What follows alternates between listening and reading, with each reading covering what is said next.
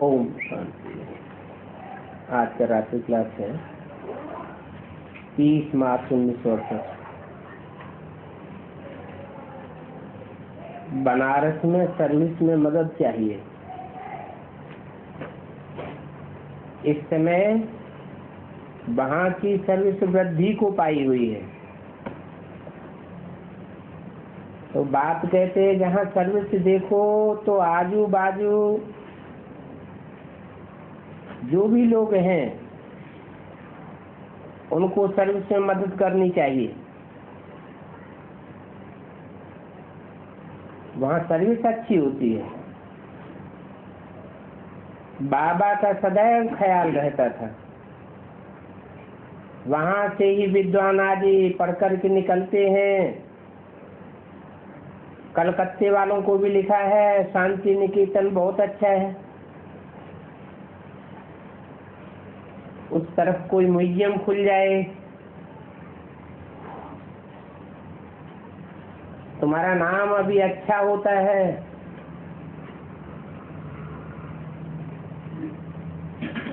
30-368 की वाणी का तीसरा पेज। बाबा ने समझाया है हाल जो बनाते हैं शादियों के लिए उनको भी समझाना है। जो समझा देंगे तो बाबा के पास जरूर समाचार आ जाएगा कि इन्होंने ऐसे ऐसे समझाया। धर्मशाला भी शादियों के लिए बनाते हैं। वहाँ लक्ष्मी नारायण के चित्र बनाए हुए। विशाल बुद्धि जो होंगे वो बड़े साइज के चित्र पसंद करते होंगे। गवर्नमेंट भी तो कैलेंडर तो बड़े बड़े बनाती है। छोटे चित्रों के शौकीन जो हैं तो बाबा समझता है इनकी छोटी बुद्धि है। बड़े चित्र पर समझाना बहुत सहज हो जाता है। प्रदर्शनी आदि होती है तो छोटी चीज नहीं रखनी चाहिए। बड़े बड़े चित्र अच्छे हैं। जबकि छप करके तैयार हुए हैं तो उस पर सर्विस करनी चाहिए। ये चित्र तो बहुत अच्छे हैं और इन पर समझाया बहुत अच्छा जा सकता है। बाबा समझते हैं छोटी बुद्धि है इसलिए बड़े चित्र पसंद नहीं करते। राजाओं के पास गवर्नमेंट के पास बड़े बड़े चित्र होते हैं ना। बाबा को तो 6x4 की साइज पसंद आती है। बड़ा ही क्लियर चित्र है। छोटा घर भी बन हो तो भी मुख्य चित्र 6 होने चाहिए और 6x4 के लग सकते हैं। छोटे चित्र नहीं होने चाहिए। ये तो 30x40 इंच का छपाया है तो इसको कहाँ भी ले जा सकते हैं। बच्चे समझते हैं पत्थर बुद्धियों को समझाने में कितनी मेहनत लगती है। मेहनत करेंगे तभी ऊंच पद पावेंगे। कहते हैं शिव बाबा सेवाई करते हैं, ये पतियों का पति है। वास्तव में तो ये बापों का बाप, टीचर्स का टीचर और गुरुओं का गुरु है। ये पति अक्षर नहीं। हाँ, पतियों का पति है परंतु नहीं, वो तो बाप है ना। बाप की सगाई कैसे होगी? अक्षर बाबा कह देते हैं परंतु समझाते हैं मैं बाप हूँ, टीचर हूँ, गुरु हूँ। पति नहीं बन सकते, वो तो रांग हो जाता है। अंगूठी पहनाई, इसका मतलब ये नहीं सगाई नहीं है, ये यादगार है। शिव बाबा की याद रहेगी। शिवपति कहना अक्षर रंग हो जाता है।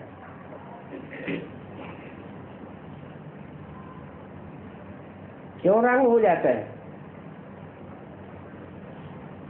क्योंकि शिव बिंदु का नाम है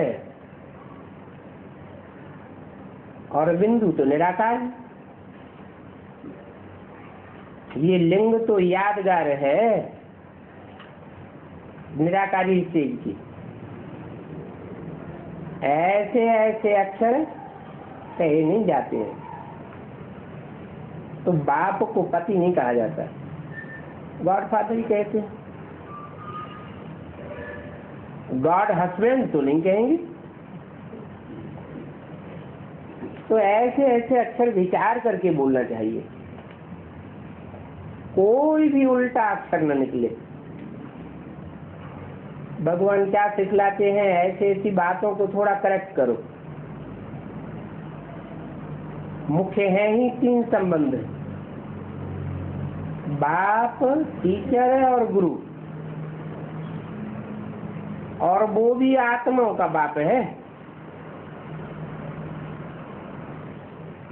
ये भाइयों बहनों का बाप बनते हैं।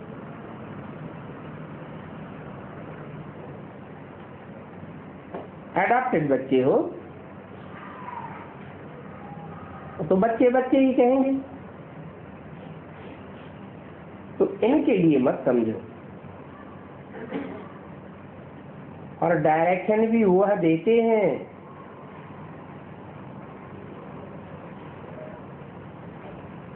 ये डायरेक्शन देने वाला नहीं है।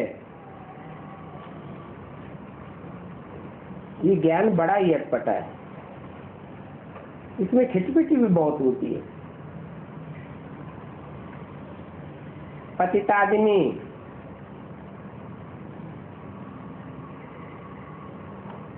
कहते हम भगवान हैं,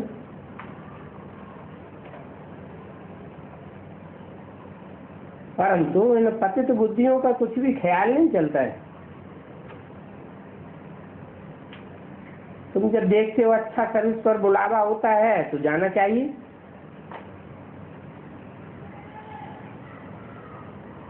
एक और 2 रोज में कोई नुकसान नहीं हो जाता है।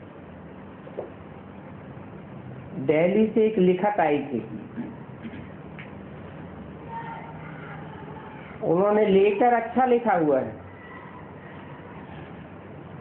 जहाँ म्यूजियम है वहां के लिए लिखा है। ऐसी ऐसी इन्वेंशन कार्ड भेजना अच्छा है। बाप आते ही हैं पढ़ाने के लिए, तुम कहेंगे हम पढ़ते हैं, और भगवान वो आते हैं मैं तुमको पढ़ाता हूँ, राजाओं को राजा बनाता हूँ। तो ये पढ़ाई ठहरी ना। सिंगल ताज वाले डबल ताज वाले को माथा टेकते हैं। तो देखो बाप ही आकर के राजाओं का राजा बनाते हैं। ऐसी ऐसी बातें बड़ी युक्ति से लिखनी चाहिए। भगवान वो आते हैं, कहते हैं बच्चों मैं तुमको राजाओं का राजा बनाता हूँ।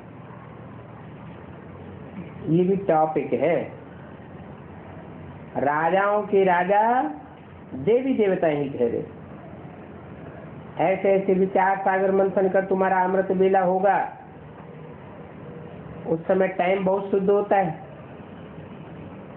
रात को तो खराब वायुमंडल होता है। तो सदैव सवेरे उठकर विचार सागर मंथन करना चाहिए। 10 बजे सोना, 4 बजे उठना, इतनी नींद काफी है। इससे जागती नींद नहीं करनी चाहिए।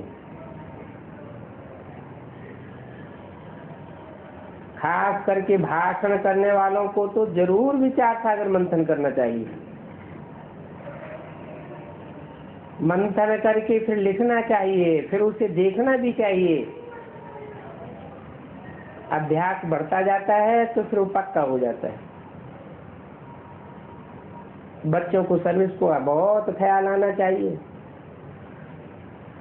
सर्विस तो बहुत बहुत कर सकते हैं, घाट पर भी जा सकते हैं। बोलो,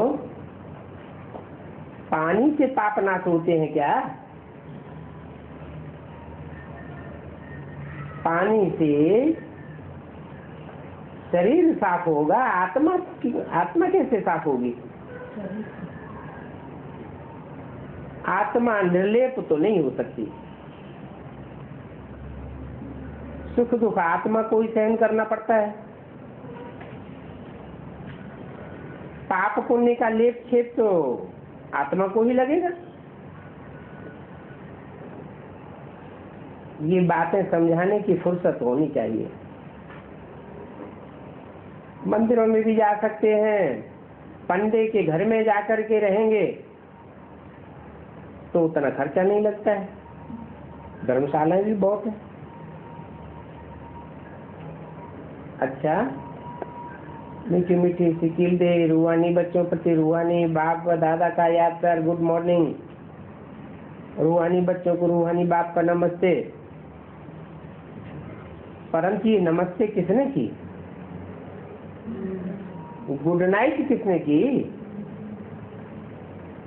सोचो तो सही। ये बड़ी गुही राज की बातें हैं।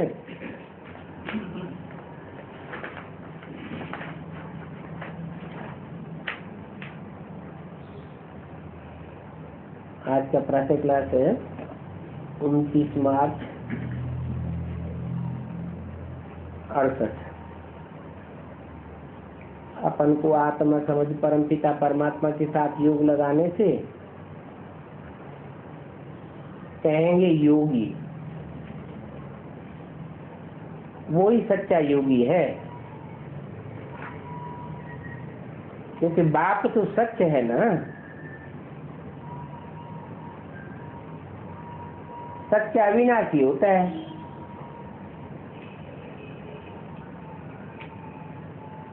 शरीर को सत्य थोड़े ही कहेंगे। आज शरीर है, कल नहीं रहेगा।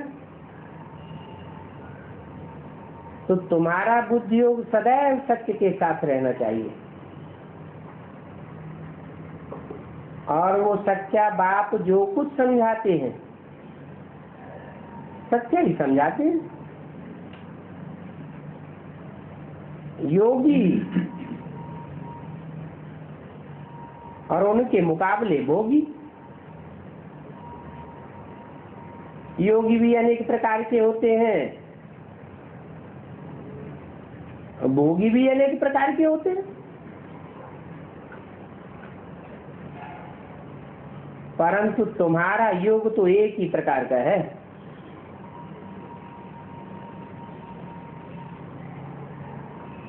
उन्हों का तो समय ही अलग है।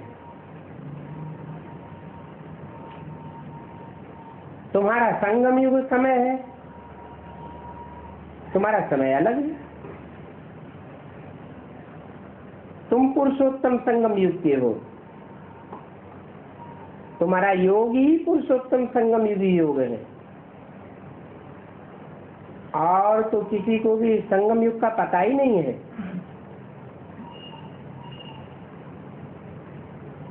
तो पूछना चाहिए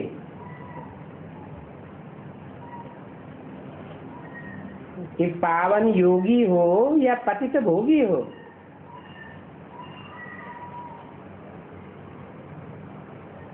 ये तो बच्चे जानते हैं,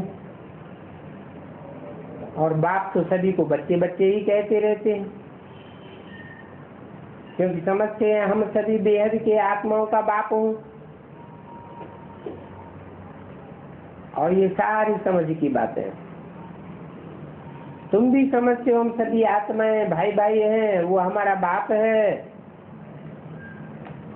फिर तुम बाप के साथ योग लगाने से पवित्र बनते हो। वो तो है भोगी, तुम हो योगी। तुम बाप को जानते हो। बाप अपना परिचय देते हैं। ये भी तुम समझते हो कि ये पुरुषोत्तम संगम युग है जिसका तुम्हारे सिवाय और कोई को पता नहीं है।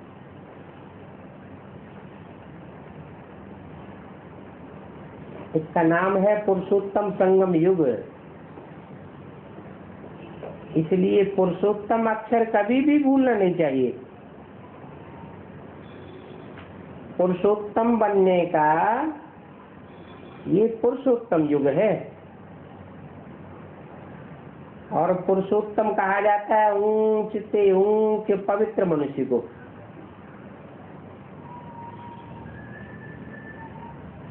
नाम ही है पुरुषोत्तम। जो भी पुरुष मात्र हैं उनमें उत्तम से उत्तम। जानते हो ऊंच और पवित्र ये लक्ष्मी नारायण भी थे। अभी उनके टाइम का पता भी तुमको लग गया है। हर 5000 वर्ष बाद ये पुरानी दुनिया होती है। फिर पुरानी को नया बनाने के लिए बाप आते हैं।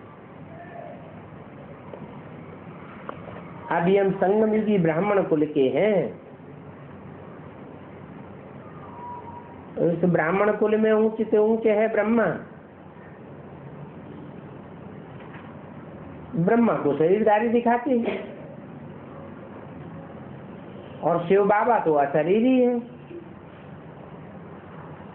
बच्चे समझ गए हैं अशरीरी और शारीरिक दोनों का मेल है। उसको बाबा कहा जाता है।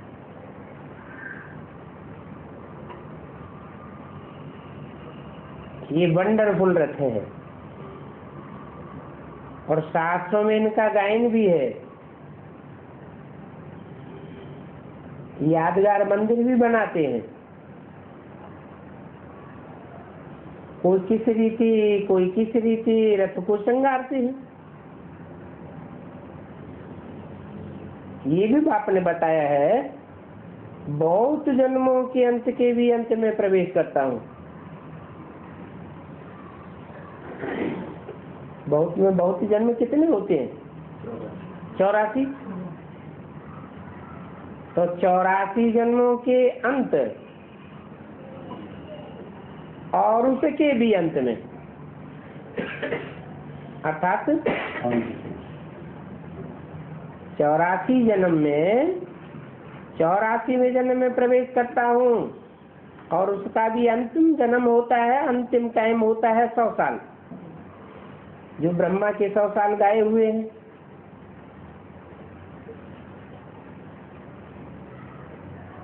प्रवेश करता हूँ कितना क्लियर समझाता हूँ। पहले पहले तो भगवान वाक्य ही कहना पड़े।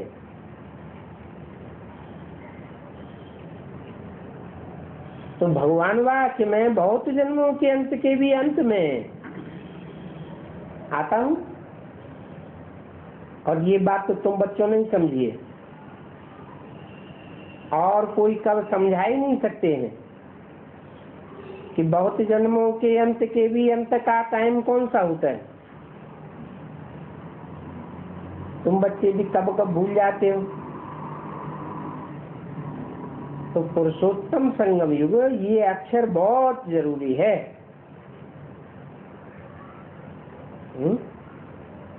कौन सा टाइम हुआ है?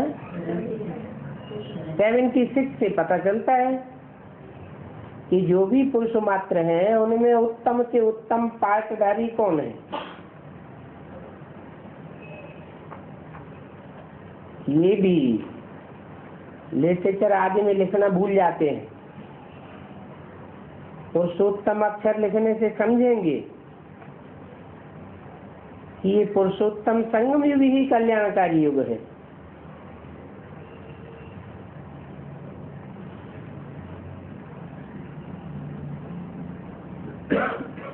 इस युग में पुरुषोत्तम अक्षर याद रखेंगे तो समझेंगे हम नई दुनिया के लिए बहुत बदल रहे हैं। और नई दुनिया में होते हैं देवी देवताएं। अभी हम संगम युग पर हैं। भगवान का भी अभी तुमको पता पड़ा है, न कलयुग में पता पड़ता है न सतयुग में पता पड़ता है।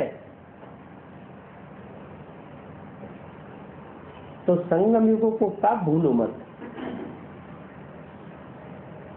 संगम युग को भूलने से सारा ज्ञान भूल जाता है। तुम जानते हो अभी पुरुषोत्तम संगम युग पर हम बदल रहे हैं, ये दुनिया भी बदल रही है। सारी पुरानी दुनिया बदल कर नई होती है। बाप कैसे पुरानी दुनिया को बदलते हैं, बच्चों को भी बदलते हैं। बच्चे बच्चे तो सभी को कहेंगे ना। सारी दुनिया की जो भी आत्मा है सभी का बाप हूँ और सभी का पार्ट इस ड्रामा में है। चक्र भी सिद्ध करना है। हरेक आत्मा अपना अपना धर्म स्थापन करती है। ये देवी देवता धर्म सिवाय बाप के और कोई स्थापन नहीं कर सकता।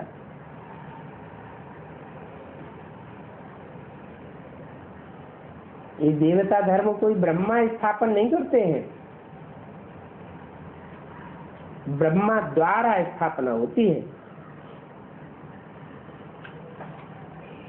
नई दुनिया में देवी देवता धर्म कहेंगे। इसे पुरानी दुनिया में तो मनुष्य ही मनुष्य है। नई दुनिया में होते हैं देवी देवताएं।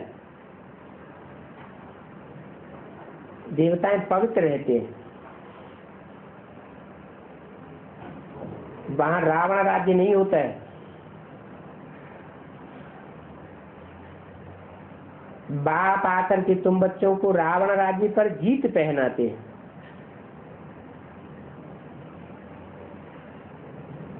खुद जीत नहीं पहनते हैं, बच्चों को ही विजय पहनाते हैं।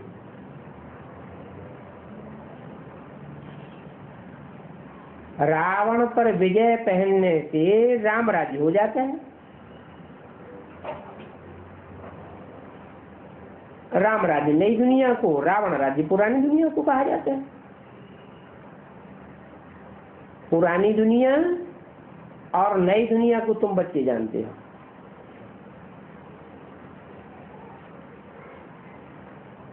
राम राज्य कैसे स्थापन होता है ये तुम बच्चों के सिवा और कोई जानते ही नहीं।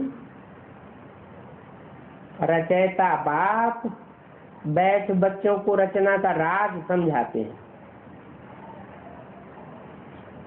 ये बाप है रचयिता मनुष्य शक्ति का बीज।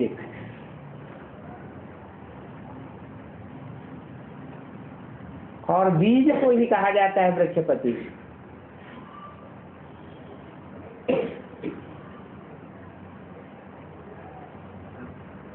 अभी वो तो जड़ बीज होते हैं, उनको ऐसे नहीं समझेंगे वृक्षपति। अभी तुम समझते हो कि बीज तो जैसे वृक्ष का पति होता है,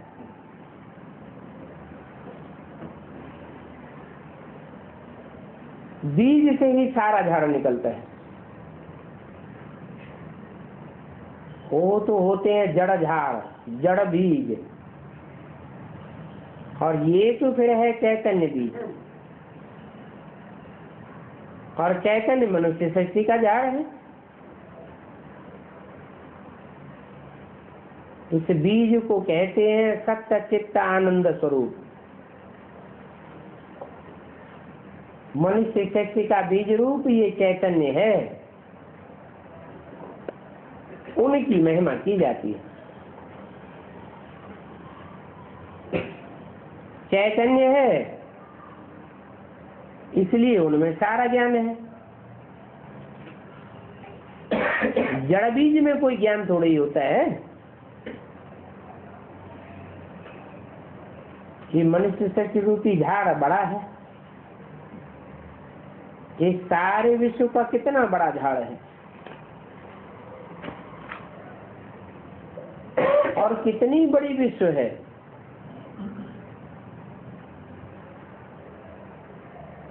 उन 29 की वाणी का दूसरा पेज। मॉडल कितना छोटा बनाया जाता है, और ये तो कितना बड़ा बेहद का झाड़ है।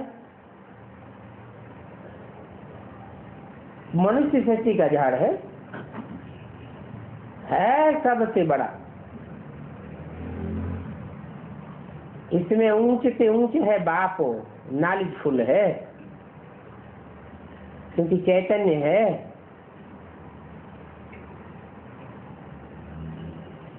उन झाड़ों का नॉलेज तो बहुतों का होता है, परंतु इस झाड़ और बीज की नॉलेज एक बाप ही देते हैं। अभी तुम्हारी बुद्धि में है, ये बेहद का बाप है। तुम्हारी बुद्धि ही बेहद की है। बाप ने हद की बुद्धि को बदलकर बेहद की बुद्धि दी है। तुम इस सारे वृक्ष को जान गए हो। कितना बड़ा पोलार इस झाड़ को मिला हुआ है। तो देखो, बाप तुम बच्चों को बेहद में ले जाते हैं। ये तो सारी दुनिया पतित है। एक दो को कोस कर अर्थात हिंसा करने वाले हैं। सारी सच्ची हिंसक बनी हुई है। परंतु तुम बच्चों को अभी ज्ञान मिला हुआ है, और सभी धर्म होते हैं हिंसक। अहिंसक सिर्फ एक ही धर्म होता है नई दुनिया में।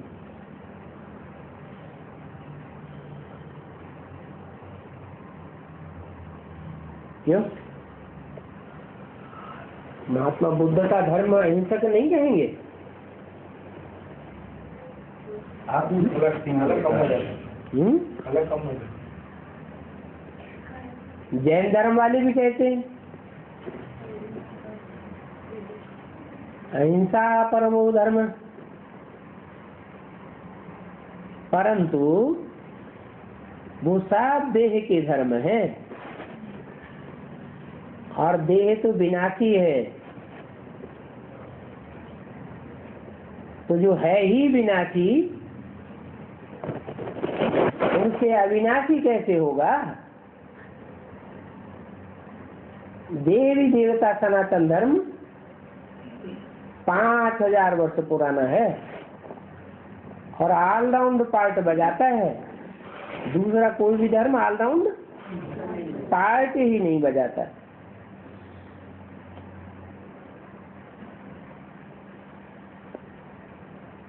वो धर्म भी है विनाशी, और उनके धर्मखंड भी विनाशी।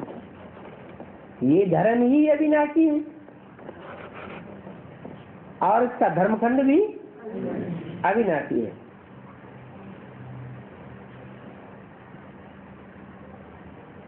अहिंसक धर्म को राम राज्य कहा जाता है।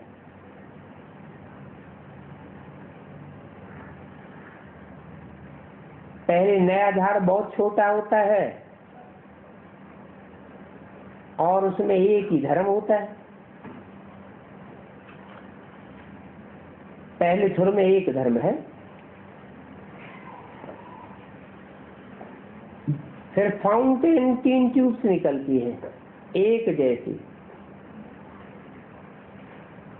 ये फाउंडेशन है आदि सनातन देवी देवता धर्म का। फिर उनसे 3 ट्यूब्स निकलती हैं। पहले थुर, फिर टारटारियां छोटे छोटे कितने निकल पड़ते। अभी तो इस झाड़ का थुर ही नहीं है, और कोई भी झाड़ ऐसा नहीं होता है। इसलिए इससे मनुष्य सत्य रूपी झाड़ का मिसाल बड़ के झाड़ से एक्यूरेट दिया जाता है। बड़ का झाड़ बिगर बिना थुर के बड़ी, बाकी सारा झाड़ खड़ा हुआ है, थुर है ही नहीं।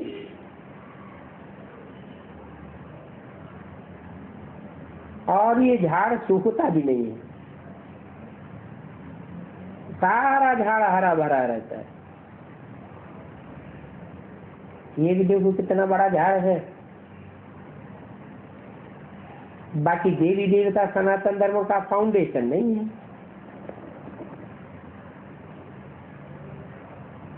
परंतु थुर होगा तो ना। राम राज्य अर्थात देवी देवता इस थुर में ही आ जाता है। बाप ने समझाया हम कैसे तीन धर्म स्थापन करते हैं। ये बातें तुम संगम युगी ब्राह्मण ही समझते हो। कौन से 3 धर्म स्थापन करते हैं? और जो फेल होते हैं वो क्षत्रिय। तुम ब्राह्मणों का ये है छोटा सा कुल, फिर छोटे छोटे मठपंथ कितने निकलते रहते हैं। अब देखो ये अरविंदो आश्रम है, कितना जल्दी जल्दी वृद्धि को पाया है, क्योंकि उसमें विकार के लिए कोई मना ही नहीं करते हैं। यहाँ तो बाप कहते हैं काम महाशत्रु है,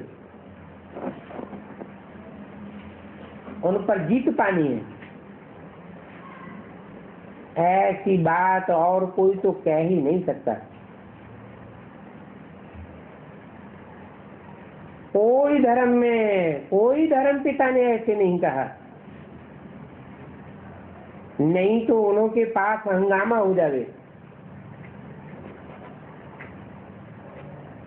यहाँ तो है ही सब पतित मनुष्य। तो पतित दुनिया में जो भी पतित मनुष्य हैं पावन बनने की बात सुनते ही नहीं। कहते हैं विकार के बिगर बच्चे पैदा कैसे होंगे। अब इन विचारों का दोष भी नहीं है। गीता पाठी कहते हैं भगवान वाच्य काम महाशत्रु है, उनको जीतने से जगत जीत बनेंगे, परंतु फिर भी समझते नहीं है। वो जब ये अक्षर सुनाते हैं तो उन सुनाने वालों को पकड़ना चाहिए। कौन सा अक्षर? काम महाशत्रु है। इसलिए बाबा कहते हैं जैसे हनुमान के दर पर जूतों में जाकर के बैठता था, ऐसे तुम भी जाकर बैठो। जाकर के किनारे बैठ करके सुन करके आओ। फिर जब वो अक्षर सुनावे तो पूछना चाहिए इसका क्या रहस्य है। कि काम महाशत्रु है।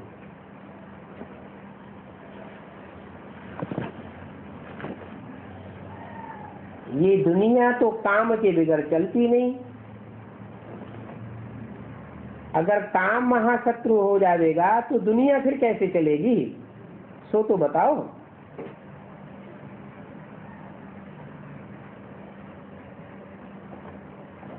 देवताओं की पूजा करते हैं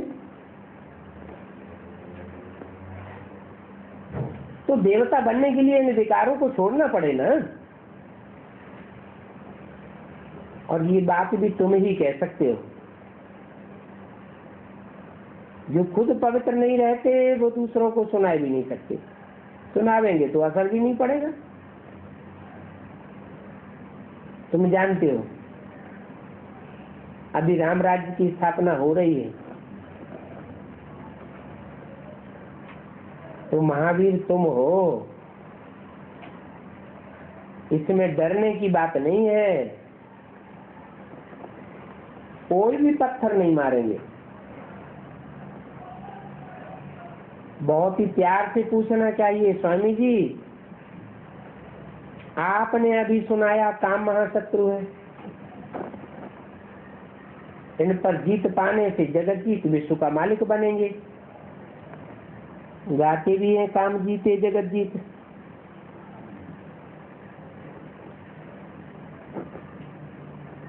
फिर आप तो ये बातें बताते नहीं हो कि पवित्र कैसे बने।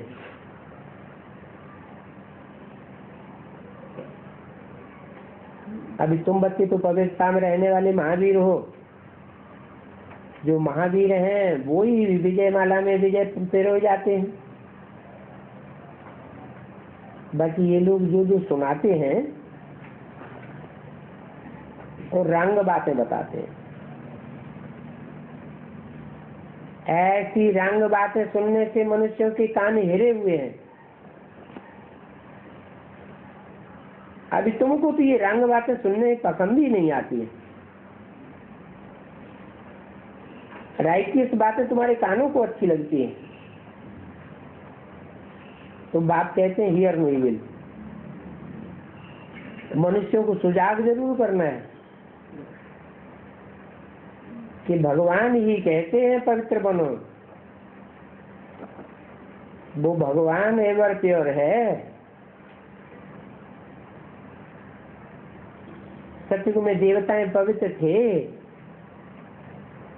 इस समय मनुष्य पतित हैं, इसलिए उनको असुर कहा जाता है। ऐसे ऐसे प्रेम से बैठ करके समझाना चाहिए। बोलो, हमारे पास भी सत्संग होता है, हमारे सत्संग में भी समझाया जाता है काम महाशत्रु है, परंतु समझाने वाला एक ही सत्य बाप है। अभी पवित्र बनना चाहते हो तो भगवान की बताई हुई युक्ति से पवित्र बनो।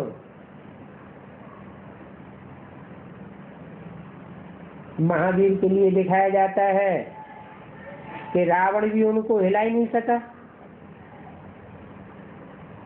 उनके पांव को डुला ही नहीं सका, परंतु उनका अर्थ भी कोई समझते नहीं। वो समझते हैं कोई स्थूल पांव नहीं जगा सका। ये मनुष्य रामायण कितना पढ़ते हैं, परंतु इस रामायण में तो बहुत ग्लानि है। राम की सीता चुराई गई, कृष्ण के लिए कहते हैं खुद रानियों को चुराया। ये सभी ग्लानि की बातें लिखी हैं। बाप समझाते हैं कि कितनी ग्लानि की है। तब ही कहते हैं यदा यदा ही धर्मस्य, भारत का ही नाम आता है और बाप आते भी भारत में। ये भारत बहुत ही भरतू खंड था। भारत हर बात में भरतू था। धन दौलत पवित्रता सुख शांति जितनी भारत में थी उतनी और कोई खंड में नहीं होती है। भारत सभी से भरतू था। 29/3/68 की वाणी का तीसरा पेज। अभी वही भारत देखो दुखों से भरपूर है। ऐसे क्यों हुआ है? अपवित्रता के कारण ऐसा हुआ। ऐसी अपवित्रता कहाँ से आई? लेते लेते जन्म तो लिए, सत्य त्रेता में भी जन्म लिए, परंतु वहां तो अपवित्रता नहीं थी। हाँ, ये जो विधर्मी आत्माएं आई, इनके संग के रंग में आते आते हमारा क्या हाल हो गया। इसलिए पुकारते हैं, हे दुख हरता, हे सुख करता। तुम भी कितनी खुशी से बाप से पढ़ते हो।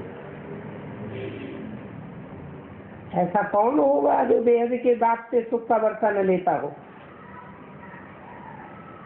तो पहले पहले तो आलस पर समझाना चाहिए। क्या बिंदु पर नहीं समझाना चाहिए है? बेसिक नॉलेज में तो पहले बिंदु पर ही समझाते हैं।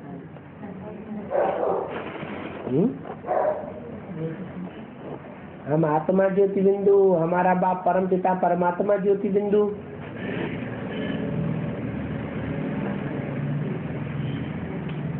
तो बिंदु आत्मा परमात्मा पहले समझाना चाहिए या अलग उद्देश्य समझाना चाहिए?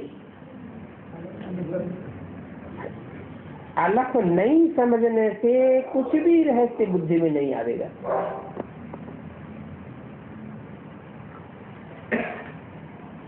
अलग को खड़ा डंडा कहा जाता है?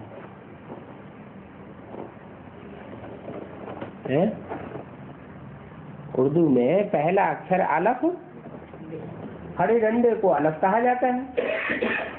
माना वो अलग संसार में अलग के रूप में जब से प्रत्यक्ष होता है तब से लेकर अंत तक पुरुषार्थ में खड़ा रहने वाला है।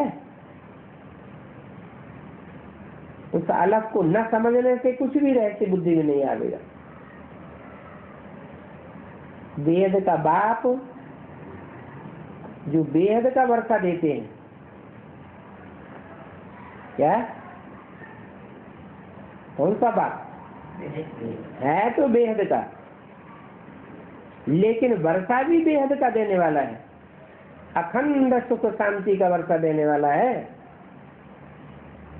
तो पहले तो उस बाप को जानना चाहिए।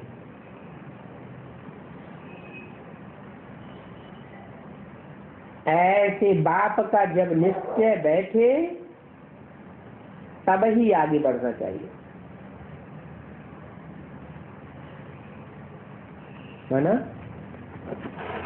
और चार चित्रों पर जो डिटेल में समझानी देते हैं वो समझानी भी कब देनी ठीक है? जब पहले बुद्धि में अलग का परिचय बैठे।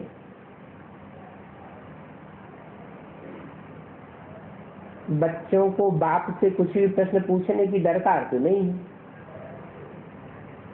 बाप पतित पावन है तो उनको याद करो, बस याद से ही तुम पावन बन जाओगे। समझ करके ही तो याद करेंगे ना। तुमने मुझे बुलाया है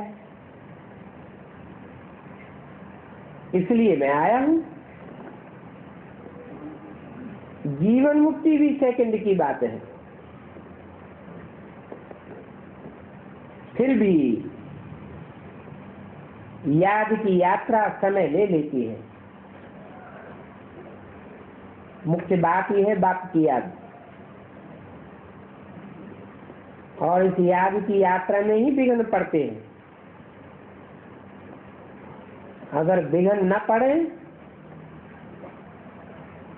तो यात्रा निरंतर हो जाए। विघ्न आते हैं तो यात्रा में अंतर पड़ जाता है, यात्रा खंडित हो जाती है।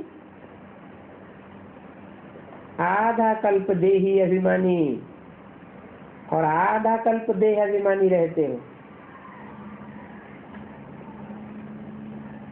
तो अभी इसे एक जन्म में देही अभिमानी बनने में कितनी मेहनत लगती है।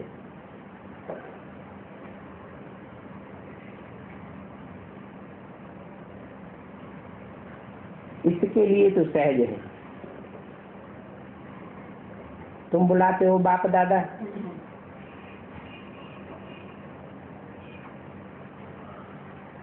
ये भी समझाते हैं कि बाप की सवारी हमारे सिर पर है।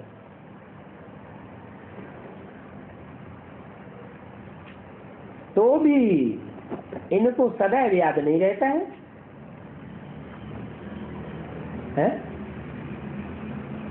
इनके सिर पर बाप की सवारी है तो भी इनको सदैव याद क्यों नहीं रहता है?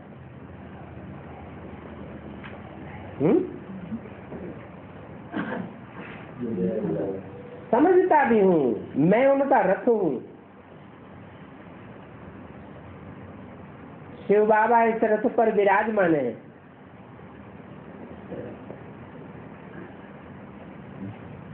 इतना नजदीक है, फिर भी कहा बाबा कहते हैं तुम बाबा से भी जागती चाट रख सकते हो, मेरे से भी जागती तुम याद कर सकते हो। ये क्या बात हुई?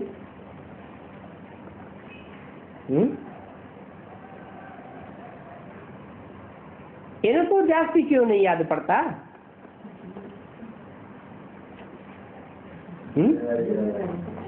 जिम्मेवारी आती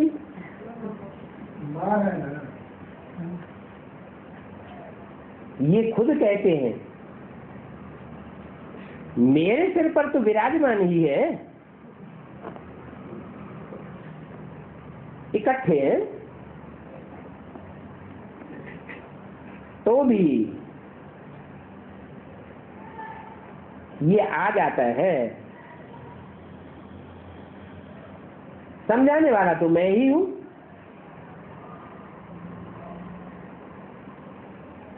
मैं ही बेहद में टिक जाता हूं। कोई कोई समय मैं खुद ही समझता हूं कि मैं मालिक हूं। मैं हूं, बैटरियों को चार्ज करता हूं, सभी आत्माओं को सर्च लाइट देता हूं। ये तो बहुत सहज है, मैं खुद ही बड़ी मिशन हूं।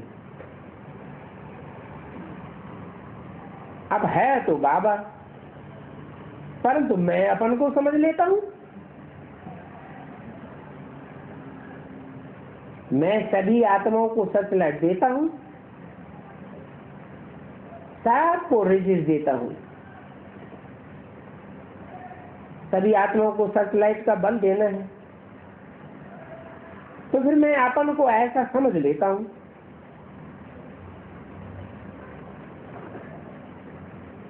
इसके होते भी बाबा फिर कह देते हैं तुम बाप के साथ योग में रहने का पुरुषार्थ करते हो और मैं घड़ी घड़ी मालिक बन जाता हूं। तो ये कोई कायदे अनुसार पुरुषार्थ थोड़े हुआ। मैं याद कहां करता हूं?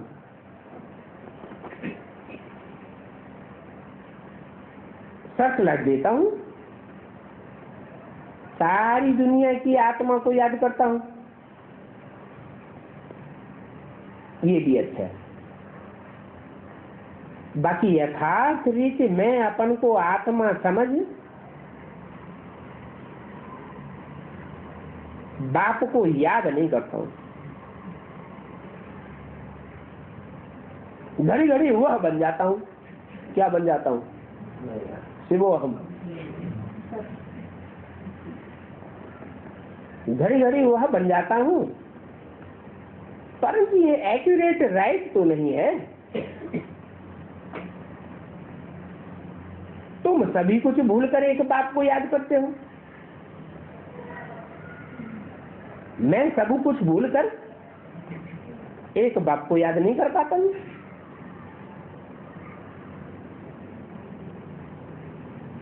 तो यह फिर सभी कुछ भला अपन को समझ सकते हैं, अपन को ही समझ करके खड़ा हो जाता हूं। संग का रंग कहा जाता है ना, तो बाबा के संग का रंग इन पर भी चढ़ जाता है। कहते हैं मैं भी उनके संग के रंग में रंग जाता हूं। ये सब बातें विचार सागर मंथन करके तुम बच्चों को समझाते हैं। सारी दुनिया की आत्माओं को सर्च लाइट देता हूं, ताकत देता हूं, ऐसा हो जाता है। बैटरी होकर के तो बैठना ही है। तुमको भी संपूर्ण बैटरी बनना है।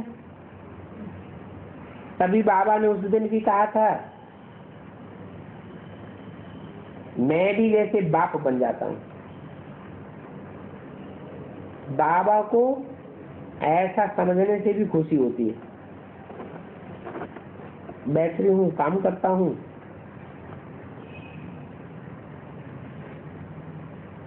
गुरु से सीख जाता हूँ, बाबा को मजा आता है। उस याद की यात्रा में तो कितने विघ्न पड़ते हैं, इसमें विघ्न नहीं पड़ता है। ये बहुत सहज होता है कि मैं उनके संग में बैठा हूं तो खुशी होती है। जो भी आत्माएं हैं सभी की बैटरी होकर के रेसिस देता हूं। तुम बड़ी बैटरी के साथ योग लगाते हो और मैं तो उनके साथ ही हूं, तो उनके संग के रंग में रंग जाता हूं। परंतु ये कायदे सिर नहीं है। क्या क्या कायदे सिर नहीं है? हैं?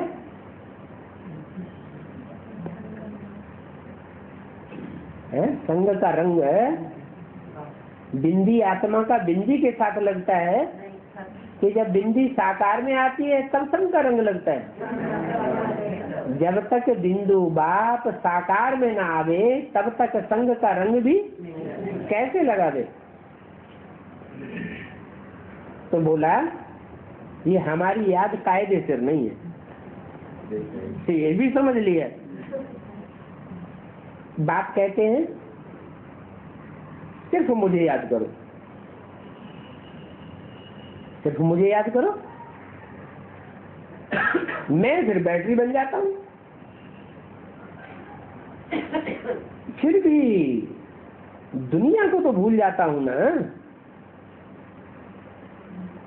देखते हुए कुछ भी देखने में नहीं आता है। बाप के लिए तो दुनिया है ही नहीं, तब तो बैटरी कहा जाता है। तो बाबा को मजा आता है, साथ में है तो संग का रंग लग जाता है। फिर भी कोशिश करता हूँ बाबा को याद करने की, बहुत उनकी महिमा करता हूँ, बहुत प्यार करता हूँ। बाबा आप कितने मीठे हो, हमको कल्प कल्प कितना सिखलाते हो। फिर आधा कल्प हम आपको याद भी नहीं करता हूँ, अभी तो बहुत याद करता हूँ। कल हमारे में कुछ भी ज्ञान नहीं था, जिनकी पूजा करते थे हमको पता ही नहीं था कि हम खुद ही ये बन जाएंगे। अभी बंडर लगता है। योगी बनने से फिर देवी देवता बन जाएंगे। मेरे ये सभी बच्चे हैं, बहुत ही प्यार से संभालते हैं, पालना करते हैं। ये भी हमारे समान नर से नारायण बन जावे।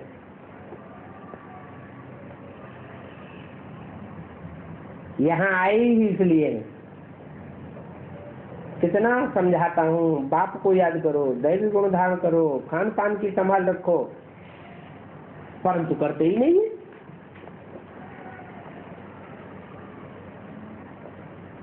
तो समझता हूँ अर्जुन अभी समय पड़ा है। 29:3 की वाणी का चौथा पेज। कुछ न कुछ भूलें होती रहती हैं, छोटी या बड़ी। प्यार से समझाता हूँ भूले नहीं करो, इसको दुख न दो, भूल करते हो तो गोया दुख देते हो।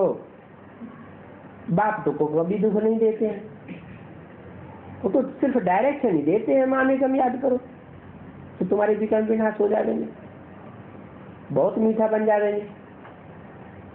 ऐसा लक्ष्मी नारायण जैसा मीठा बनना है, दैवी गुण धारण करने हैं, पवित्र बनो।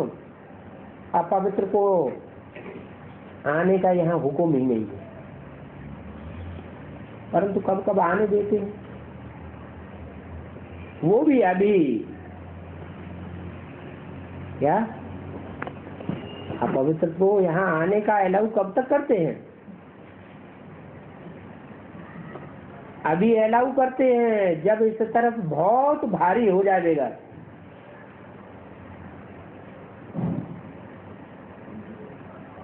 जब इस तरफ बहुत भारी हो जाएगा, वृद्धि हो जाएगी, तो ना कर देंगे, कहेंगे ये टावर ऑफ प्योरिटी है,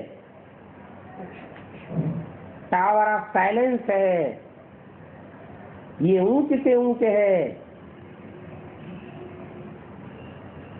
एक ही सत्य है, बाकी दुनिया में सब झूठ है। तो अभी अपन को आत्मा समझ बाप की याद में रहना है। ये हाईएस्ट टावर है और हाईएस्ट पावर है, वहां बड़ी साइलेंस रहती है। आधा कल्प का कोई झगड़ा नहीं होता। यहाँ तो देखो कितना झगड़ा आदि लगा पड़ा है, शांति हो नहीं सकती।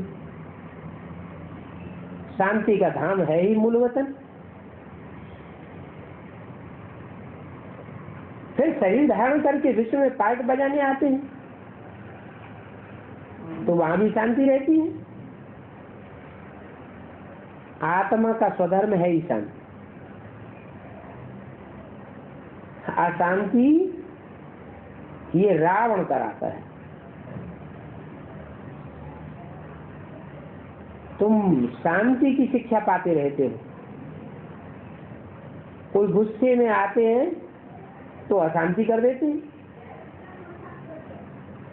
इस योग बल से तुम्हारे में सभी किचड़ा निकल जाता है, याद से किचड़ा भस्म हो जाता है, सारी कट निकल जाती है। बाप कहते हैं कल तो तुमको शिक्षा दी थी, क्या वो तुम सारी शिक्षाएं भूल गए हो? 5000 वर्ष की बात है, पर वो तो लाखों वर्ष कह देते हैं।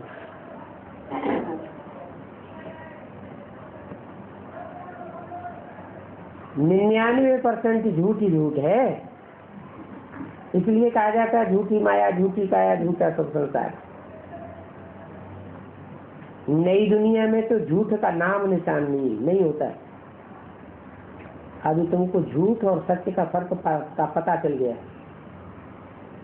तुमको बाप ही आकर के बतलाते हैं क्या सत्य है क्या झूठ है, ज्ञान क्या है, भक्ति क्या है, भ्रष्टाचारी किसको कहा जाता है, श्रेष्ठाचारी किसको कहा जाता है। भ्रष्टाचारी विकार से पैदा होते हैं, और वहां नई दुनिया में विकार होता ही नहीं है। तुम खुद कहते हो संपूर्ण निर्विकारी, वहां रावण राजी नहीं होता। तो ये सहज समझने की बातें हैं, परंतु फिर क्या करना चाहिए? और पवित्र तो जरूर बनना है, वैश्यालय में वैश्या नहीं बनना चाहिए। इस वैश्यालय में, विषय सागर में गोते खाते खाते क्या हाल हो गया है। इसलिए बाबा पर्चे छपवाए हैं, कलयुगी भिखारी हो या सतयुगी निर्विकारी हो, परंतु बंदर इन बातों को समझते थोड़े। कोर्टों में कोई ही निकलेंगे जो इस कुल का होगा तो उनको ये बात जचेगी, ख्याल में आवेगा कि जाकर के इनका अर्थ समझो, थोड़ा टच होगा। ये लिखत तो राइट है बरोबर, विकारी तो सारी दुनिया है। दूसरी बात, म्यूजियम में तो बहुत मनुष्य आते हैं, तो बहुतों को देख करके मनुष्य समझते हैं जरूर यहाँ कुछ है, तो इतनी भीड़ भाड़ होती है, ये कोई बड़ी संस्था है। ऐसे चित्र आदि तो कोई निकाल नहीं सकता, इसकी बुद्धि में बैठेगा ही नहीं। विराट रूप का चित्र कितना अच्छा है, मनुष्य पुनर्जन्म तो जरूर लेते हैं, परंतु वह मनुष्य कहते हैं 84 लाख जन्म, और हम कहते हैं मनुष्य के सिर्फ 84 जन्म। और कोई तो ऐसे भी है जो पुनर्जन्म को ही नहीं मानते, हम कहते हैं सिर्फ ईश्वर ही है जो पुनर्जन्म नहीं लेते हैं, ये हम कहते हैं। अच्छा, देखो ये मनोहर बेटी है, कितनी सर्विस करती है।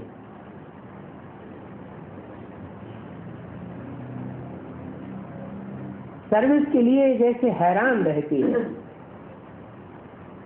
चारों तरफ भागती दौड़ती रहती है, ऐसे कोई सर्विसूल कहा जाता है। शिव बाबा और यह बाबा भी कहते हैं, ऐसे सर्विसूल बच्चे मुझे बहुत प्यारे लगते हैं।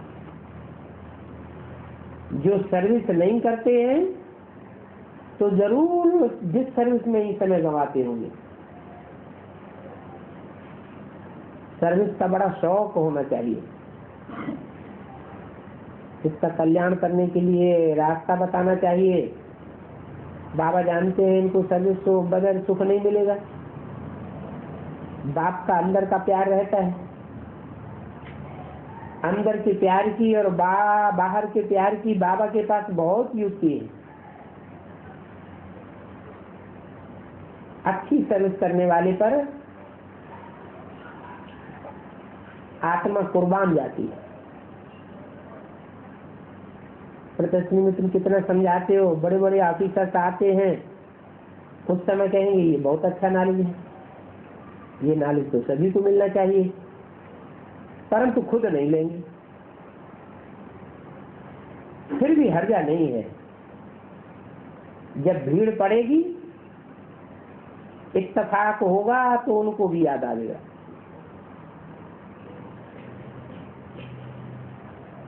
जब मकान में जाने का समय आता है तो वैराग आता है ना। तुम्हारे लिए तो उस वैराग की बात ही नहीं है। तुम तो कहते हैं हम पढ़ते हैं जिससे ऊंच पद मिलता है ड्रामा अनुसार, सत्युग में तुमको बहुत सुख है, वहां ऐसी कोई बात होती नहीं है। तो वहां तुम एवर हेल्दी बन जाते हो, और एवर हेल्दी बनने का ज्ञान तुमको यहाँ मिलता है। अच्छा, ओम शांति।